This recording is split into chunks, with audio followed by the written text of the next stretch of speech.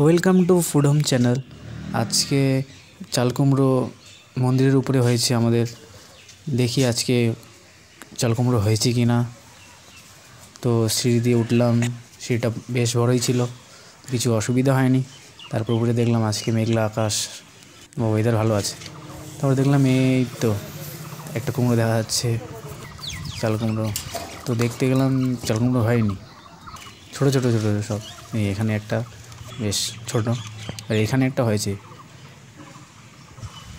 বাকি আমাদের এটা কৃষ্ণ মন্দিরের উপরেই হয়েছে চাল কুমড়ো।